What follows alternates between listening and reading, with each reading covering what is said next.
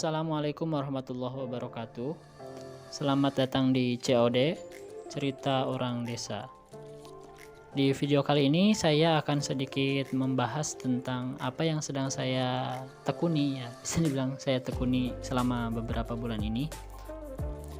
Jadi akhir-akhir ini, tepatnya beberapa bulan yang lalu ya, saya sedang mencoba untuk mengumpulkan dan merawat beberapa jenis anggrek yang ada di hutan-hutan di sekitaran rumah saya ya. Untuk alasan sebenarnya cukup sederhana sih. Saya melihat bahwa akhir-akhir ini semakin maraknya demam tanaman hias ya, sampai ke pelosok-pelosok juga melahirkan banyak pemburu tanaman hias dadakan yang membelah hutan hanya untuk mengambil tanaman-tanaman hias di asli hutan itu untuk dijual ke luar ya, karena memang juga harganya yang cukup lumayan tinggi ya, dari mulai puluhan, ratusan, bahkan jutaan ya. Nah, melihat fenomena ini saya sedikit khawatir kalau dibiarkan seperti ini, ada kemungkinan satu atau dua jenis, bahkan mungkin bisa lebih, spesies di satu hutan bisa punah secara lokal gitu.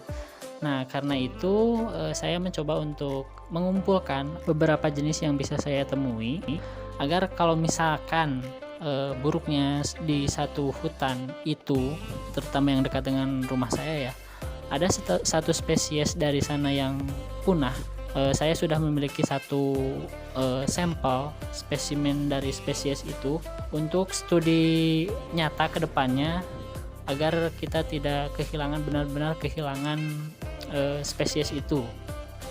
Nah, kenapa yang saya pilih itu adalah anggrek? Sebenarnya bukan dikhususkan sih. Ke depan mungkin bisa dari family lain, tapi untuk sekarang saya ingin fokus dulu di satu family.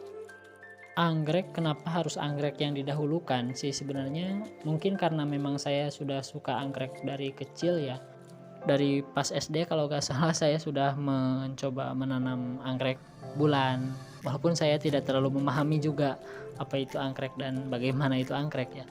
Tapi ada pesona tersendiri dan kayaknya saya agak tidak bisa menerima ya kalau misalnya dari satu tempat harus ada satu anggrek atau bahkan lebih yang mengalami kepunahan gitu. Jadi ya saya mulai dari anggrek. Kalau ditanya apa itu anggrek, sebenarnya cukup sulit juga sih. Terlebih dari wawasan saya tentang anggrek juga masih sangat kurang ya. Tapi sependek pengetahuan saya, anggrek adalah sebutan umum bagi setiap jenis tumbuhan yang termasuk ke dalam famili Orchidaceae. Walaupun saya juga menemukan dari beberapa sumber bacaan bahwa anggrek-anggrek primitif seperti Apostasia itu dia masuk ke dalam famili tersendiri, bukan termasuk anggota dari keluarga Orchidaceae, melainkan termasuk ke dalam famili yang terpisah ya. Nah, untuk anggrek dari famili Orchidaceae ini sendiri, di dunia itu tercatat ada sekitar 30.000 jenis, yang lebih dari 5.000 diantaranya itu ada di Indonesia.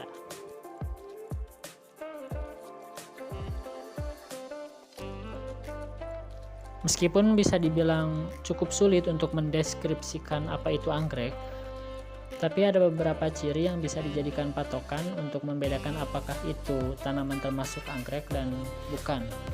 Di antaranya adalah anggrek merupakan tumbuhan monokotil. Jenis akarnya adalah akar serabut, organ-organnya cenderung sukulen atau berdaging, dan umumnya memiliki daun sederhana dengan tipe tulang daun memanjang searah dengan daunnya. Nah, dilihat dari cara hidupnya, anggrek bisa dibedakan menjadi beberapa tipe ya. Yang pertama adalah tipe epifit. Nah, anggrek jenis ini biasanya ditemukan menempel di pohon-pohon yang cukup rimbun. Nah, meskipun begitu, mereka tidak merugikan pohon inang yang mereka tempati ya. Mereka tidak bersifat parasit, melainkan hanya menempel dan membentuk simbiosis tersendiri dengan pohon inangnya. Anggrek epifit ini cenderung memiliki akar udara di mana akar mereka termodifikasi secara khusus untuk bisa menyerap sari-sari makanan dari air hujan, bahkan dari sari-sari makanan yang tersebar di udara. Contoh anggrek yang termasuk ke dalam tipe ini adalah diantaranya dari genus Vanda, Phalaenopsis, Dendrobium, dan masih banyak yang lain. Kemudian ada yang disebut tipe Lithophyt. Tipe ini adalah jenis anggrek yang hidup di bebatuan atau tanah berbatu atau biasa tumbuh di media yang cukup keras. Anggrek dengan tipe ini juga biasanya cukup tahan terhadap terpaan cahaya matahari secara langsung. Terkadang pada akar mereka ditemukan seperti sejenis bulu, seperti yang ditemukan pada genus Paphiopedilum atau anggrek kasut. Mereka mengambil makanan dari air hujan dan humus ya. Selanjutnya adalah tipe geofit atau terestrial. Anggrek tipe ini biasanya hidup di permukaan tanah, mengambil sari-sari makanan langsung dari tanah dengan akar mereka. Anggrek tipe ini biasanya tahan terhadap terpaan sinar matahari secara langsung ya. Contohnya adalah dari genus Spathoglottis. Walaupun saya juga menemukan beberapa jenis dari anggrek tanah justru hidup di tempat yang teduh ya, seperti halnya dari genus Sorimborchis. Dan dari beberapa sumber bacaan saya menemukan bahwa genus Nervilia, meskipun mereka hidup di tanah, ternyata mereka tidak dimasukkan ke dalam tipe anggrek terestrial ya atau geofit, melainkan mereka masuk ke dalam tipe Amobophyt. Melihat dari cara hidup mereka yang menumbuhkan bunga dan daunnya secara bergantian. Jadi ketika musim berbunga, daun mereka akan gugur dan tersisa bunganya saja. Nah, selain itu juga ada tipe Saprophyt, anggrek yang hidup di serasah, di dedaunan kering yang jatuh ya. Mereka mencari makan dengan mengambil unsur hara dari humus. Contoh dari tipe ini adalah anggrek dari genus Epiphogium.